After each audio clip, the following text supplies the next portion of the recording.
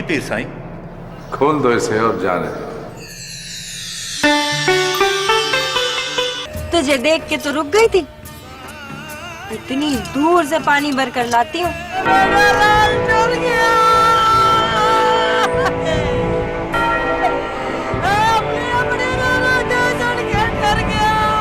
मेरी जान और सावे शाह से दुश्मनी मुझे जान से भी ज्यादा अजीज है। अपने भाई के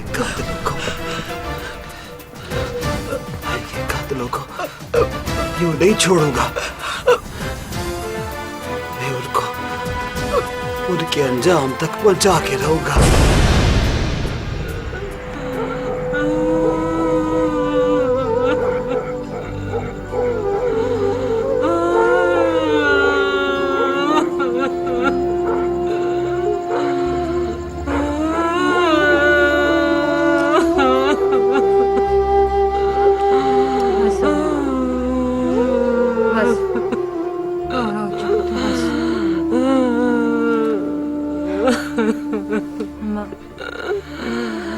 जिंद बड्डी का कुछ पता चला?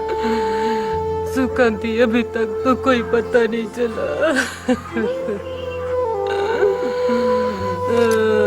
शायद बाबा साईं उसे ढूंढने के लिए गए हों। शायद तेरे बाबा से उसे ढूंढ के ले आए।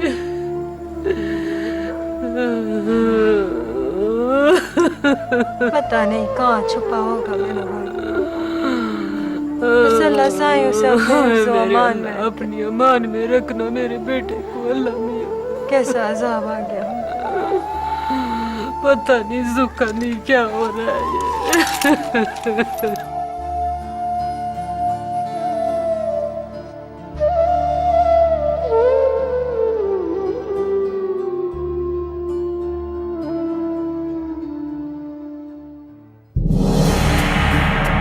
आज बड़ा थक गया हूँ लेकिन लुत्फ बड़ा है। तुमने देखा कि वो शिकार के खरगोशों के पीछे कैसे हमारे कुत्ते लपकते थे? जी साईं जी। लेकिन वो अपना कुत्ता है ना, क्या नाम है उसका, भूरल। जी हाँ। तुमने देखा उसमें अब वो तेजी नहीं रही। साईं शायद तो बीमार है। बीमार शिमार कोई नहीं है, बस अब वो हमारे रखने के काबिल नहीं रहा। तुम उसे शूट कर दो। साईं एक बात कहूं? कहो। साईं वो जो चोर है ना जिंद बड्डा, जिसने सामल को, उसे क्या हुआ? साईं वो बड़े कम का बंदा है।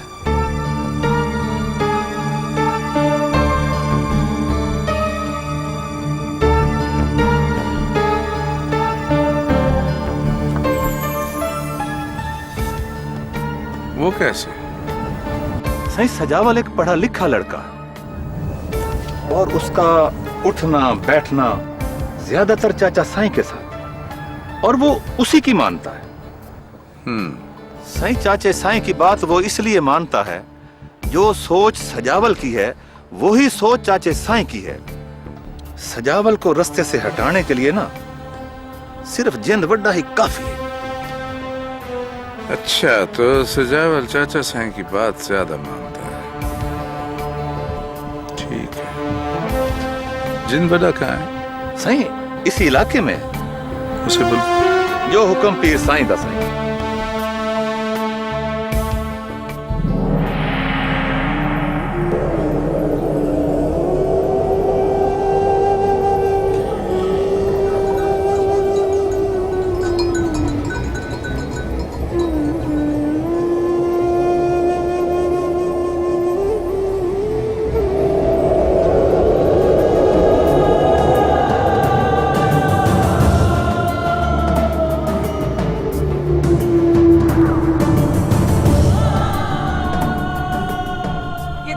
किया जिंद बड्डा, सावल को मार दिया। बहुत जुल्म किया तूने, बहुत जुल्म किया। नहीं ज़ैनू, मैंने कोई जुल्म नहीं किया। मैंने जो किया ठीक किया। मैं ये कैसे बर्दाश्त कर लूं? कोई मेरी बहन की तरफ हाथ बढ़ाए, मैं उसका हाथ ही नहीं उसको वैसे ही मार दूं। हसीनो, मैं उसको बर्दाश्त नहीं कर सका। अब इतनी मुसीबत भी तो आ गई है, घर से बेघर हो गया, मारा मारा फिरता है तू। पर मैं तुझे मिलने तो आ सकता हूँ। देख जिंद बेटा, मेरी बात मान, इधर मत आया कर, अभी बहुत खतरा है यहाँ पे। और वैसे भी मेरा घर से निकलना बहुत मुश्किल है, तू मत आया कर यहाँ पे। जीनू, जा जिद बेटा जा, तुझे रब का वास्ता है जा। तुझे किसी ने देख लिया तो जा, चला जा, जा जा जिद बेटा, चला जा। खेल ये तूने साया कैसा रचाया, खेल ये तूने साया, खेल ये तूने साया कैसा रचाया, कभी खुशियाँ कभी गम का साया, प्यार जिसने भी पाया पाकर वही पछताया, पल्ले रुसवाइयाँ पै गया।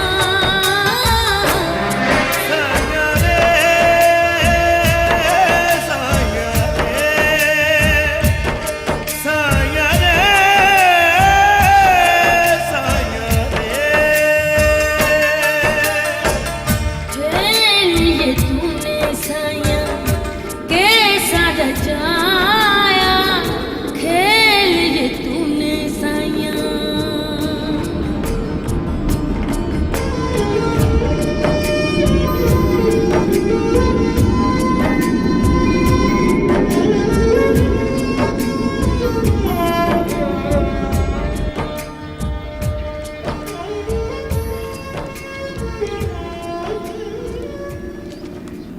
जिंदगी देने वाले ने जिंदगी के मानी इंसान को अजीब तरीकों से बताए हैं।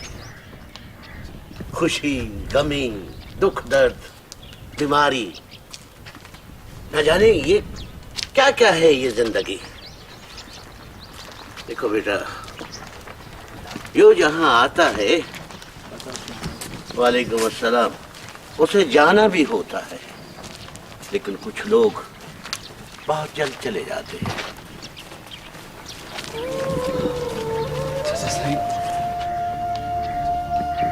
जब से सांभल गया है, मेरा किसी शय में दिल ही नहीं लगता। सांभल को तुमसे जुदा करने वाला जिंद बड्डा पता नहीं कहाँ चला गया है। कुछ पता नहीं कहाँ चला गया है दर बदर की ठोकरें खाने के लिए। इधर ही कहीं छुपा है वो, यहीं कहीं छुपा है। एक बार सामने आ जाए, उसे माफ नहीं करूंगा चाचा साईं, कभी माफ नहीं करूंगा। नहीं बेटा नहीं, तुम कोई ऐसा काम न करना जिससे तुम कानून के मुजरिम बन जाओ। कानून? किस कानून की बात कर रहे हैं आप? इलाके के थाने में कई बार गया थानेदार से मिलने, लेकिन वो किसी की बात ही नहीं सुनता। मगर वो क्यों? तरह तरह के बहाने बनाता है चाचा साईं, हर बार कोई ना कोई बहाना, हर बार कोई ना कोई बहाना। लेकिन जितने मर्जी बहाने बना ले, मैं अब एसपी साहब के पास जाऊंगा और उनको तो मेरी बात सुननी पड़ेगी। ये दिन भी देखना था बेटे।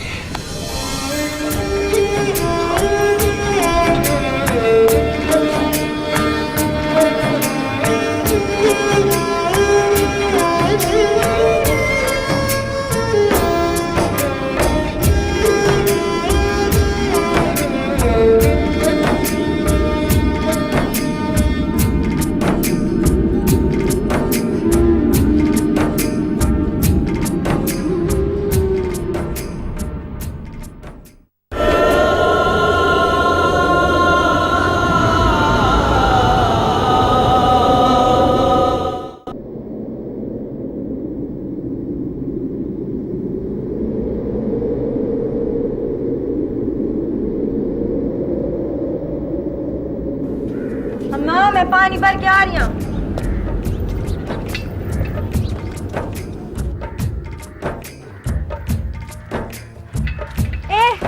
ए जोरा, मेरे को भी साथ ले चलो, मैंने पानी भरने जाना है। सुखा, अब तो हमारे साथ ना आया कर। क्यों भला? तेरी वजह से बस्ती में फसाद पड़ा हुआ है। मेरी वजह से? हाँ हाँ, तेरी वजह से। पहले तू खुद सावल के साथ भाग गई, फिर जिंदवड्डा के सामने सच्चा साबित होने की खातिर उस पे इल्जाम लगा दिया कि वो तुझे भगा के लेके गया है।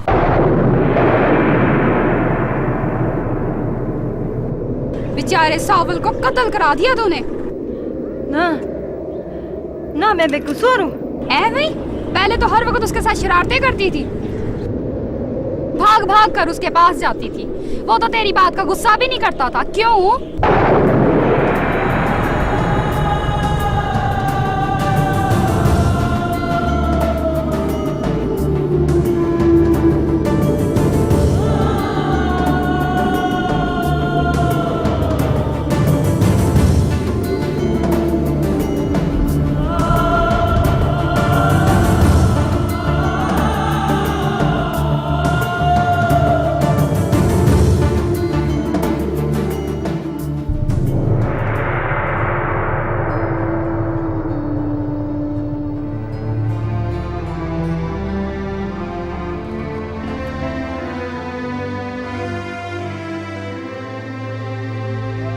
चाचा, कल मैडम के आख्या कितने बजे फोन करे सी? उन्हें आके 3 बजे टेलीफोन करे था।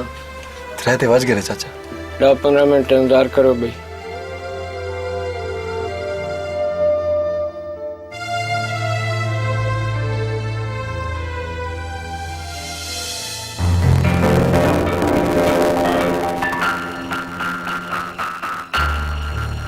सजावल, ये प्रोजेक्ट मेरे लिए बहुत बड़ा मिशन है। मैं जानता हूँ मैडम, इंशाल्लाह मैं आपके एतमाद पे पूरा उतरूंगा। सजावल, जानते हो, जब तक हम पसमानदा इलाकों में तालीम, बल्कि जदीद तालीम, कंप्यूटर, साइंस और इंग्लिश को अपने बच्चों से रोशनास नहीं कराएंगे, तब तक उनमें शऊर नहीं आएगा और ना ही उन्हें उनके हुकूक व फराइज़ का पता चलेगा। आप बिल्कुल ठीक कह रही हैं मैडम। देखिए ना, हमारे इलाके के वडेरों ने खुद तो अमरीका और वलायत से तालीम हासिल की होती है, उनकी औलादें भी वहीं पढ़ लिख रही होती हैं, लेकिन न जाने क्यों खुद तालीम के नाम से बहुत खौफजदा हैं। हमारे इलाके के सरकारी स्कूलों को या तो ताले लगा रखे हैं या फिर डंगर बांध रखे हैं। सजावल, वो नहीं चाहते कि उनकी रवायात ख़त्म हों, और बुरी रवायात उसी सूरत ख़त्म हो सकती हैं जब तालीम के ज़रिए आम लोगों में अच्छाई और बुराई में तमीज़ होगी। फिर उनको उनके हुकूक का पता चलेगा, और जब वो अपने हुकूक मांगेंगे तो वडेरों के तख्तो ताज उल्टा दिए जाएंगे। बस यही वडेरा नहीं चाहता। हालांकि बाज़ लोग बज़ाते खुद अच्छे हैं, लेकिन अपनी बुरी रस्म व रिवाज के पंजों में जकड़े हुए। मैडम, अरे नाइला, आओ।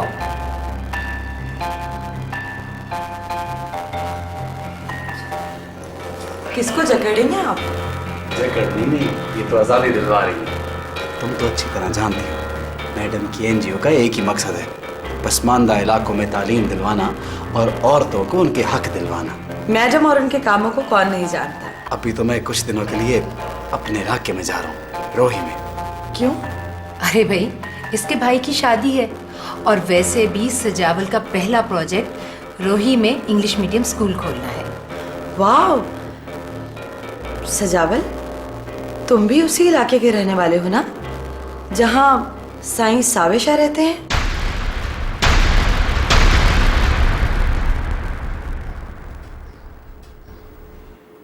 तुम जानती हो सावे शाह को?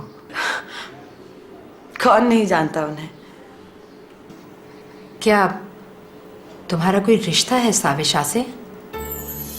नहीं, सावे शाह बहुत मशहूर शख्सियत है। हाँ, मेरे बाबा की कुछ जमीनें हैं उनके साथ। तुम्हारे बाबा का नाम क्या है? मुझे याद आया, मैं अपनी गाड़ी खुली छोड़ आई हूँ। कुछ एक्सपेंसिव बुक्स पढ़ी हैं उसमें। फिर मुलाकात होगी आपसे, मैं चलती हूँ। अल्लाह हाफिज।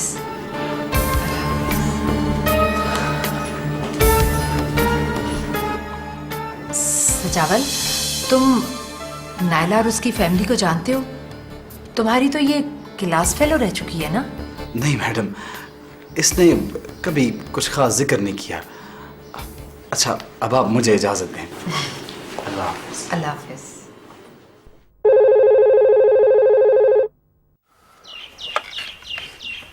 हेलो। हेलो सजावल।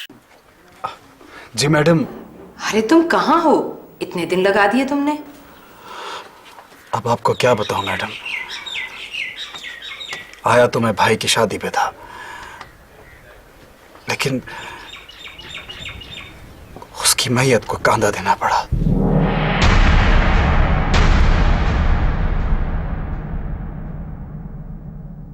ओह सॉरी, ये कैसे हुआ सजावल?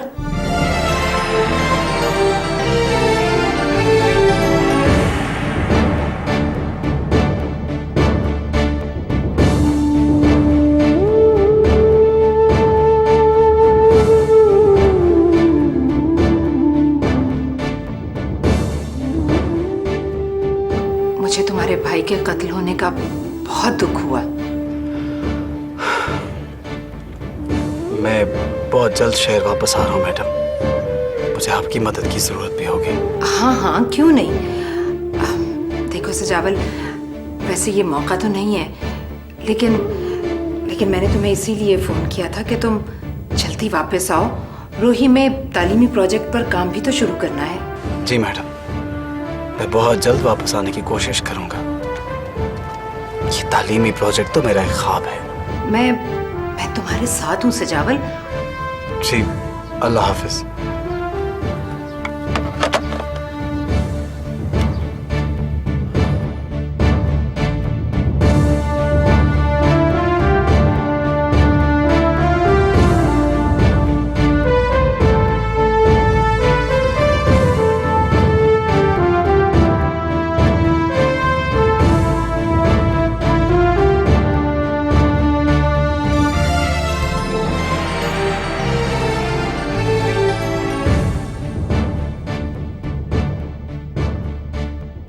जब तक उन इलाकों में जो पसमानदा हैं, जहाँ जिंदगी की सहूलतें तक मैसर नहीं, न जाने कितने बेगुनाह कत्ल होते रहेंगे।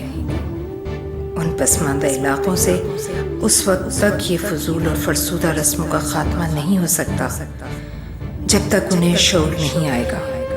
ये लोग यूं ही कीड़े मकोड़ों की तरह रहने पर मजबूर होंगे जब तक उन्हें अपने बारे में और अपने मसाइल का एहसास नहीं होगा।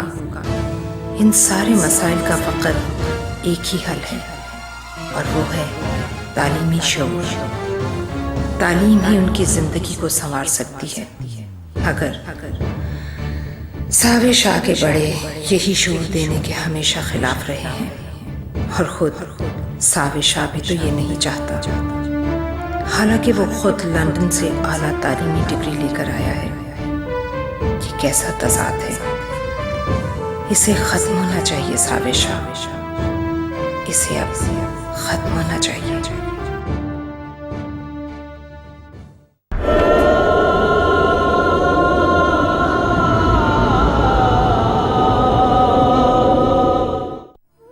मेरा क्या कसूर है जी? मैं क्यों लोगों के ताने सुनूं? मैं तेरा दुख समझती हूँ सुखा। अब तो मैं भी तेरी तरह कल्ली हो गई हूँ। कौन करेगा मुझसे शादी? हाँ, तू सच कहनी है। तू भी अकेली, मैं भी अकेली।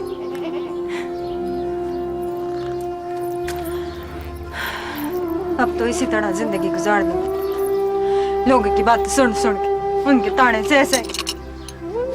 हालांकि लोगों को पता है कि कसूर किसका है और किसका नहीं है। सीनो, मैं तो जिन वड्डे की तरफ से बहुत परेशान, पता नहीं कहाँ होगा, किस हाल में होगा मेरा भरा। पुलिस भी उसको ढूंढती है, सावल के कत्ल के जुर्म में।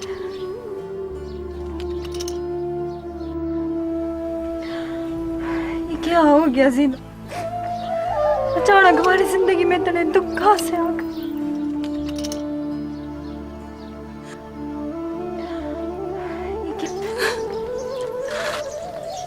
सबर कर सुखा, सबर कर, अल्लाह साईं सब कुछ ठीक कर देगा। सबर कर। दिल में किसी के जकड़े हुए हैं तो जिंदगी के, कैसी है ये मजबूरी, इतनी रही मैं अधूरी, दिल दिया दिल विच रह गया।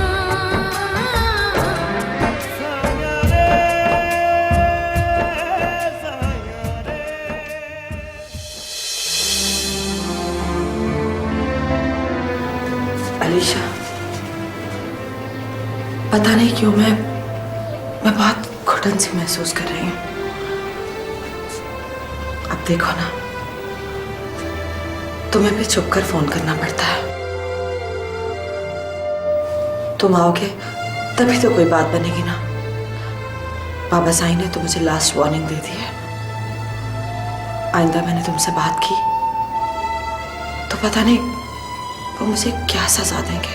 मैं आ गया ना, मैं सब कुछ संभाल लूंगा। तुम देखना, हमारी शादी होगी, बहुत धूमधाम से होगी।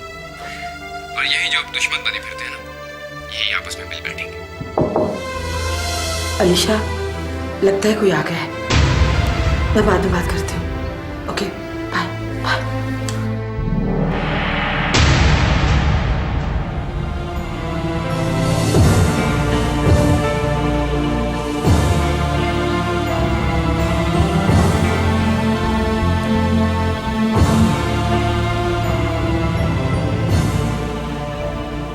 तुम फिर अलीशा से बात कर रही थी ना?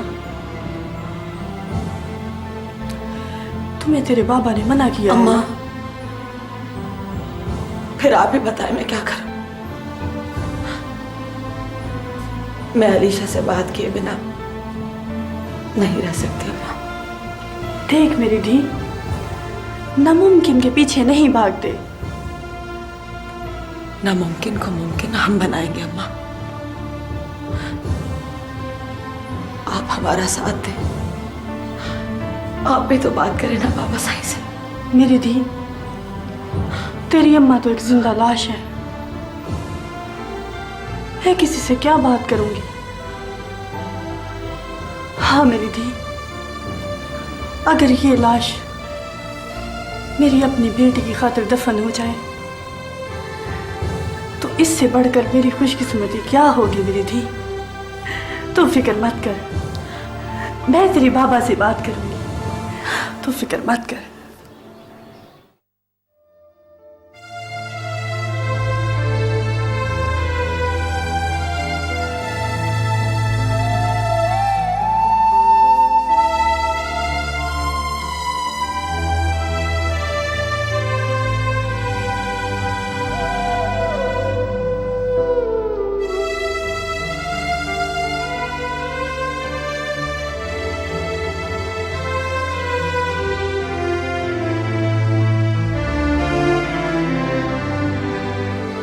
सजावल, ये क्या है?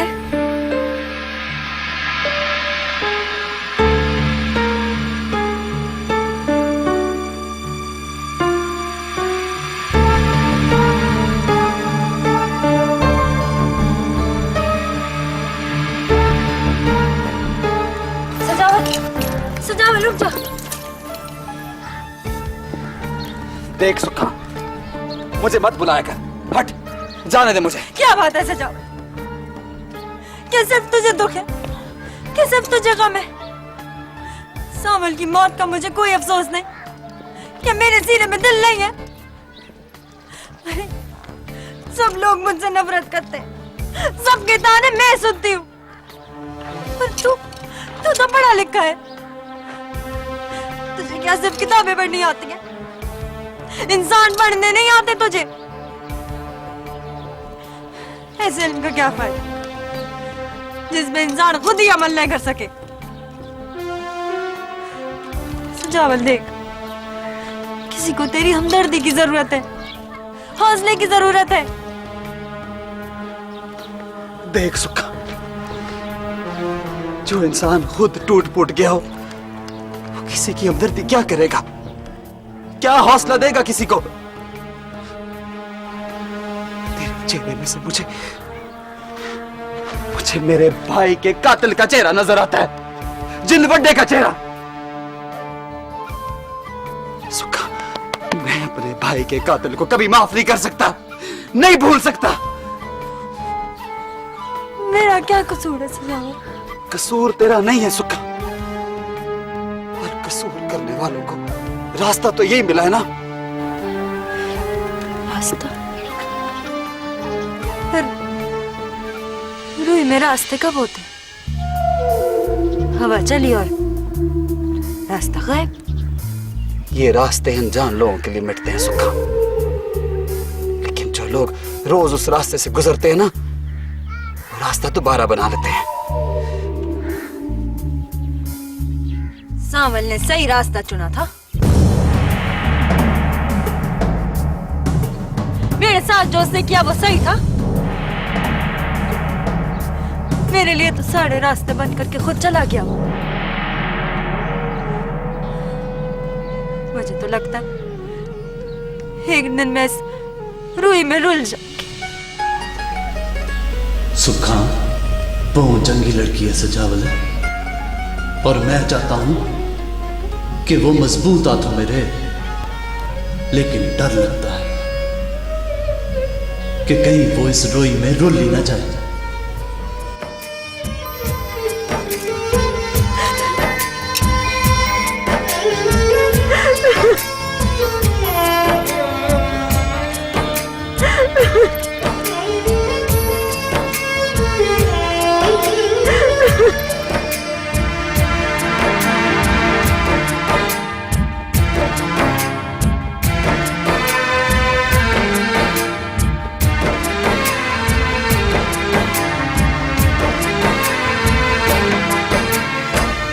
तेरा दस्तूर रब्बा कितना अजीब है, तेरा दस्तूर रब्बा कितना अजीब है। सदियों से उजड़ा हुआ अपना नसीब है। दर्द नहीं है दिल में किसी के, जकड़े हुए हैं पाँव जिंदगी के। कैसी है ये मजबूरी, कितनी रही मैं अधूरी, दिल दिया दिल विच रह गया।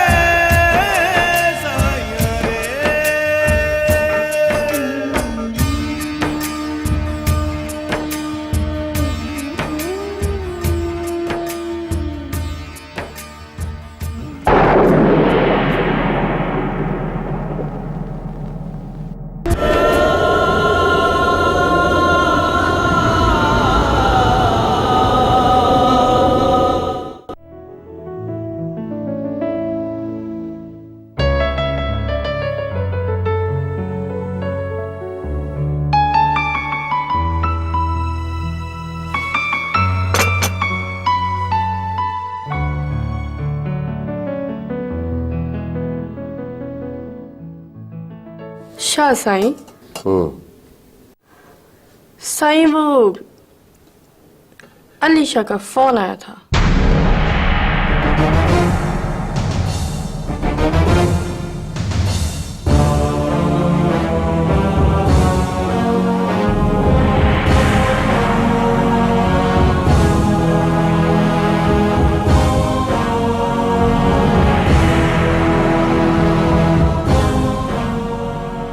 नायला ने फिर अलीशा से बात तो नहीं की? नहीं सही, मेरा ये मतलब तो नहीं था। तुम्हारा मतलब कुछ भी रहा, जब तुम्हें एक बार समझा दिया है कि दोबारा नायला और अलीशा के बारे में बात नहीं करनी, तो फिर क्यों की? सही वो बस गलती हो गई सही। आइंदा ऐसी गलती नहीं होनी चाहिए, समझी तुम? अलीशा मुझे नायला से भी ज्यादा प्यारा है। वो मेरा खून है, मेरी बहन की इकलौती निशानी है। मगर वो साबिर शाह का वारिस है। साबिर शाह जुबान खींच लूंगा अगर आइंदा नायला और अलीशा के किसी भी ताल्लुक के बारे में बात की हो तो। और सुनो, मैंने एक फैसला किया है। कैसा फैसला साईं? मैं साबिर शाह के खिलाफ इलेक्शन लड़ूंगा।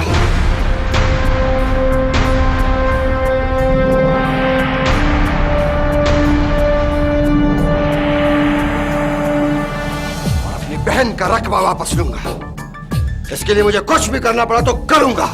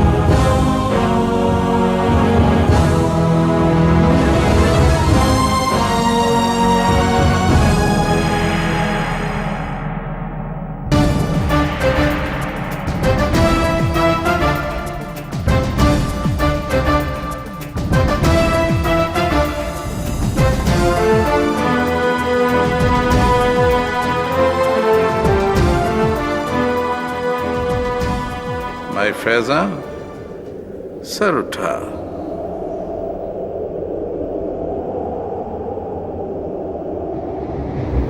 माई फैजा, अखा खोल।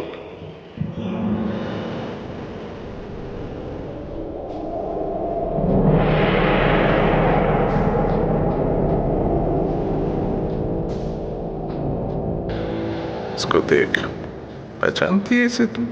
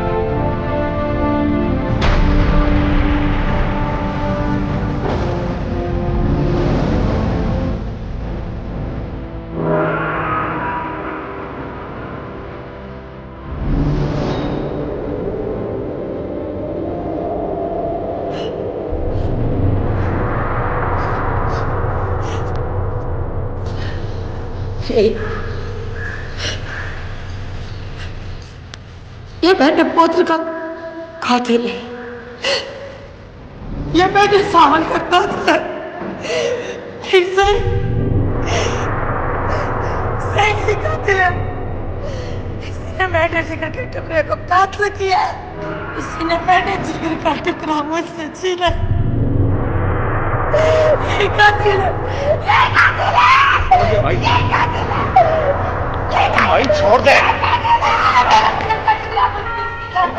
इसने मेरा बच्चा बंदर से काटा, ये मेरे बच्चे का कातिल है, इसने मेरे को बेहोश में खामोश।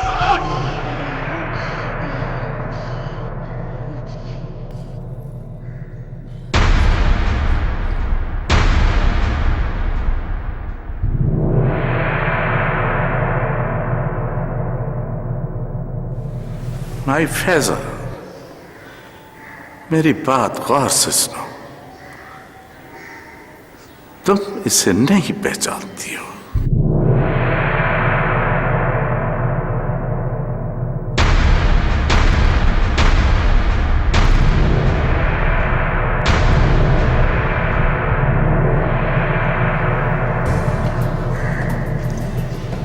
मैं आपका मतवल्ली समझी सही।